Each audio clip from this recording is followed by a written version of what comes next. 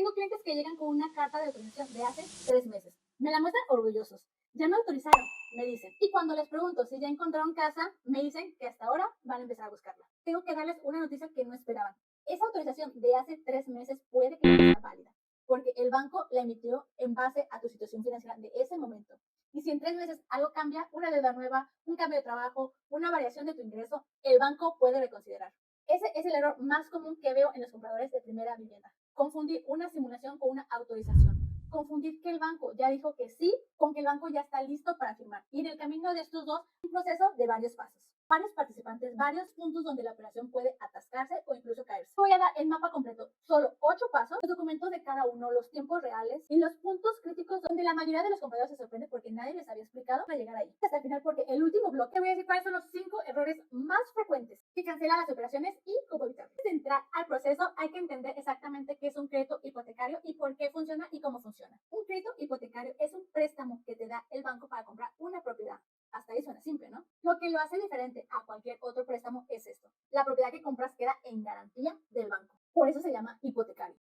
El banco te presta el dinero. Tú compras la casa. Pero mientras no termines de pagar, hay una hipoteca. Una carga legal sobre la propiedad que dice que si dejas de pagar, el banco puede quedarse con ella. ¿Por qué importa entender esto? Que explica que el banco no solo te revisa a ti. El banco revisa dos cosas en paralelo. Si tú puedes pagar, tu ingreso, tu historial de crédito, tu estabilidad laboral y si la propiedad sirve como garantía. Su valor, su estado físico, su situación legal. Cualquiera de las dos fallas, el crédito simplemente no avanza. Aunque tú seas la persona más solvente del mundo. Si la propiedad tiene un problema legal, simplemente el banco no te presta. ¿Quién interviene en este proceso? 5 participantes principales. El comprador, el vendedor de la propiedad, el banco que va a prestar el dinero, el notario que va a dar fe de toda la operación y el asesor inmobiliario, que en este proceso tiene un papel crítico que muchas personas subestiman. Es el que va a mantener la comunicación entre todos. Cuida las expectativas, detecta los focos rojos antes de que se conviertan en problemas. Y con este contexto claro, vamos al mapa del proceso. 8 pasos. Empezamos. El primer paso parece obvio, pero tiene un momento crítico que no considera. El cliente que quiere comprar tiene la intención, pero la intención sola no es suficiente para un trámite formal. Lo que hay que hacer antes de ver propiedades, antes de enamorarse de una casa, la simulación inicial. La simulación te responde 3 preguntas básicas. ¿Cuánto te puede prestar el banco dado a tu ingreso aproximado? ¿Cuánto tendrías que pagar de mensualidad? ¿Cuánto necesitas tener disponible para el enganche? El banco nunca presta el 100% del valor de la propiedad. El financiamiento máximo de la mayoría de los productos hipotecarios bancarios en México es del 90% del valor de la propiedad, lo que se llama aforo. Y en muchos casos es el 80%. Esto significa que como comprador tienes que desembolsar como mínimo el 10% del valor de la propiedad como el enganche. Y además de ese enganche, necesitas recursos para cubrir los gastos de cierre como la escrituración, notario, impuestos. Que en Jalisco suele representar entre el 5 y el 8% adicional al valor. Ejemplo concreto, quieres comprar una casa de 2.500.000 pesos. El banco te puede prestar hasta 2.250.000 pesos, que sería el 90%. Tú tienes que poner 250.000 pesos de enganche, más aparte aproximadamente 175.000 pesos de gastos de cierre. Total que necesitas tener listo antes de empezar alrededor de 425.000 pesos en efectivo sin contar el crédito hipotecario. La simulación también te da algo muy importante, la mensualidad estimada. Y aquí viene una de las conversaciones más honestas que tengo con mis clientes. La mensualidad simulada ya representa el 30 al 35% o más de tu ingreso mensual. El banco probablemente no te apruebe ese monto. Y es mejor saberlo antes de que te enamores de una propiedad que no vas a poder financiar. Consejo que siempre les doy: haz una simulación antes de ver casas. Los bancos pueden hacer una simulación en línea que no te toma más de 10 minutos. El resultado no es una autorización, es una brújula. Te dice en qué rango de precio buscar para que la operación sea viable. Y aquí abajo en los comentarios o en la descripción de los videos te voy a dejar nuestro simulador hipotecario donde ella puede saber cuánto es lo que a ti te prestaría y aparte una asesoría totalmente gratuita con nuestro broker de confianza para que puedas ver esos números con una sola persona y no tengas que ir de banco en banco para saber cuál es el mejor banco para ti o cuál es el banco que más te podrían prestar o cuál es el mejor producto financiero para ti en este momento. Te lo dejo aquí en la descripción del video y en el primer comentario. Una simulación no es una autorización, son dos cosas completamente diferentes. La simulación es una estimación matemática y la autorización es una decisión formal del banco, basada en tu expediente real verificado. Confundir las dos es el primer error que muchos han cometido. Tú cancela operaciones. Antes de que el banco vea un solo documento tuyo, el asesor inmobiliario o tú mismo, si vas directamente al banco, tiene que hacer un perfilamiento. Es una revisión previa de situación financiera, saber si tiene sentido iniciar el trámite formal o si hay algo que resolver primero. El banco va a revisar 3 cosas de ti como comprador. La primera es tu ingreso comprobable, no el ingreso que dices tener, que tú puedes demostrar con documentos. Para empleados formales es el recibo de nómina y los estados de cuenta donde aparece el depósito.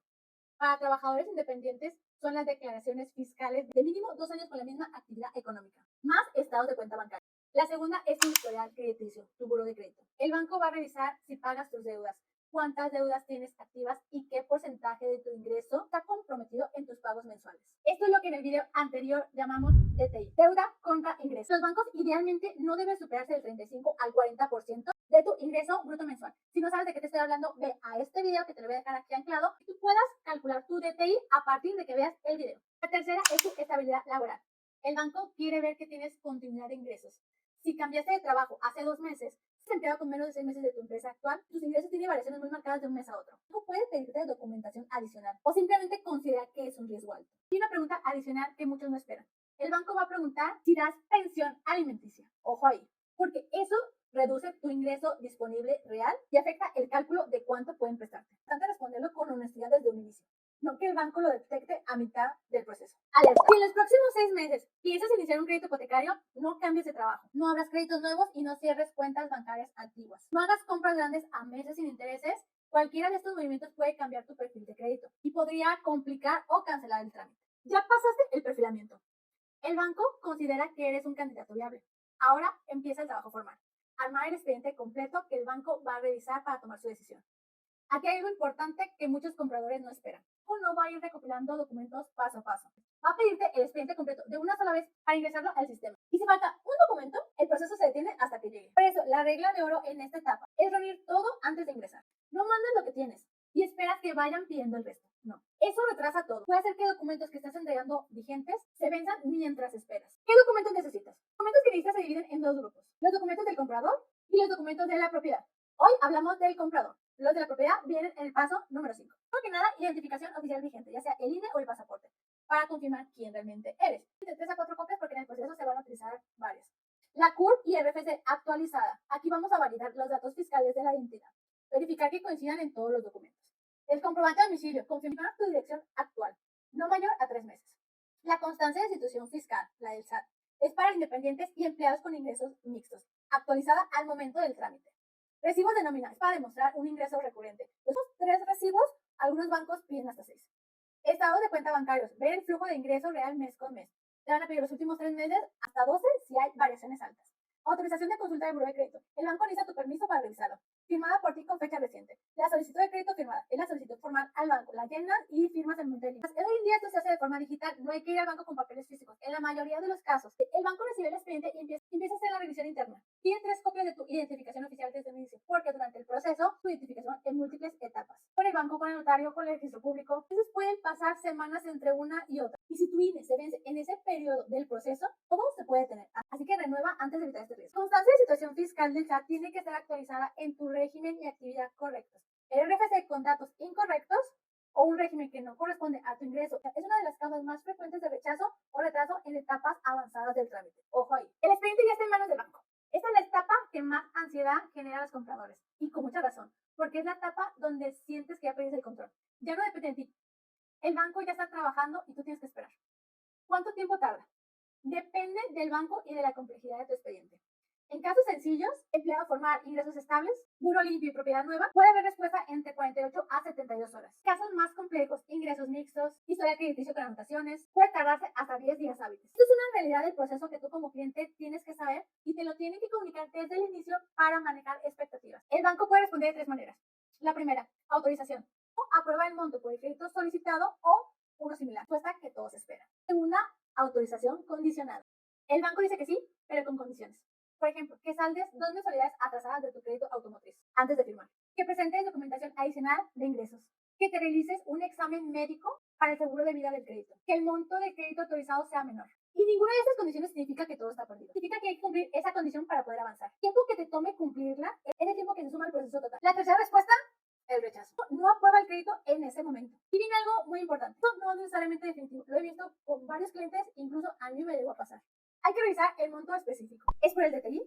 Tal vez por haber liquidado una deuda específica, por el historial crediticio. Hay un tiempo de mejora. ¿Es por el inmueble? Hay que buscar otra propiedad o resolver el problema documental. El rechazo es información. Información que dice, hay que resolver esto antes de volver a intentar. Ojo, si te dice que el banco tarda mucho, que ya llevamos más de 10 días hábiles sin respuesta y teniendo un expediente completo, probablemente falta algún documento que no se notificó. Pregúntale al banco al asesor el estatus de tu expediente. El silencio no siempre es una buena señal. Aquí viene algo que muchos compradores no anticipan. El banco no solo revisa si tú puedes pagar. El banco también revisa que la propiedad que quieres comprar puede ser garantía. Y para eso hay dos revisiones en paralelo: el avalúo y la revisión jurídica del inmueble. El avalúo es una valoración formal de la propiedad hecha por un perito evaluador autorizado por el banco. El perito visita la propiedad, la mide y revisa su estado físico. Analiza el mercado de la zona y emite un dictamen con el valor que el banco acepta como base para el crédito. Tiene un punto crítico que tienes que entender muy bien. El banco te presta un porcentaje, digamos que el 90%, el menor valor de entre los dos números. Precio de venta acordado por el comprador y el vendedor y el valor del avalúo. Si los dos coinciden, perfecto. Pero si el avalúo sale más bajo del precio de venta, que ocurre con cierta frecuencia en propiedades usadas o en zonas donde los precios se movieron demasiado rápido, el banco presta hasta el 90% del valor del avalúo, no del precio de venta. Y la diferencia la tienes que cubrir tú de tu bolsillo. Ejemplo concreto. Vendes a 2.500.000 pesos. El avalúo sale en 2.300.000. El banco presta el 90% de 2.300.000. 2.070.000 pesos. Tú tenías planeado dar 250.000 de enganche, pero ahora la diferencia que tienes que cubrir es de 430.000. Eso cambia completamente el cálculo de lo que necesitas tener disponible. Esta revisión es la jurídica. El banco, a través de su área legal o de la notaría, verifica que la propiedad esté en condiciones de venderse. ¿Qué revisan? Que las escrituras estén en orden y a nombre del vendedor real. Que no haya hipotecas previas activas. Si hay una, tiene que liquidarse antes o en la misma operación. Que el predial esté al corriente. Que no haya juicios o litigios activos sobre la propiedad. Que las medidas reales de la propiedad coincidan con las que aparecen en el documento. Para esta revisión, la propiedad también necesita tener su propio expediente. El vendedor tiene que aportar las escrituras originales con los sellos del registro público de la propiedad, el predial al corriente y la boleta de agua, identificación oficial, y en caso de propiedades en condominio, reglamento y los recibos de las cosas de mantenimiento. Si estás comprando una casa usada, solicita una copia de las escrituras al vendedor antes de hacer una oferta formal. Si es un asesor, tenlo por seguro que esto ya lo checó. Pero si no, procura tener esta documentación, porque un asesor o un notario puede dar una revisión rápida y previa a los documentos y te diga si hay algún problema evidente. Hacerlo antes te va a evitar tiempo y iniciar un trámite con una propiedad que el banco no te va a financiar. Ojo aquí, no todas las propiedades son financiables por el banco. Locales comerciales, bodegas, terrenos en construcción habitable, propiedades con uso de suelo no habitacional o inmuebles con problemas legales activos pueden ser rechazados por el banco sin importar qué tan solvente seas tú como comprador. Verificar la viabilidad legal del inmueble es parte de lo que hace un buen asesor inmobiliario. Ya tenemos la autorización del comprador, ya tenemos avalúo, visión jurídica de la propiedad. Ahora, entra el notario de forma activa. Primero, algo que muchos compradores no saben y que es importante aclarar: el notario no trabaja ni para ti ni para el vendedor. El notario es un fedatario público, trabaja para el Estado. Su trabajo es dar fe legal de la operación, que se realice conforme a la ley. Proteger ambas partes y al banco. Asegurarse que la transferencia de la propiedad quede correctamente registrada ante el registro público de la propiedad. El notario cuida la legalidad de la operación, no los intereses de ninguna de las partes en particular. No todos los bancos trabajan con todas las notarías. El banco tiene un listado de notarios autorizados en cada localidad.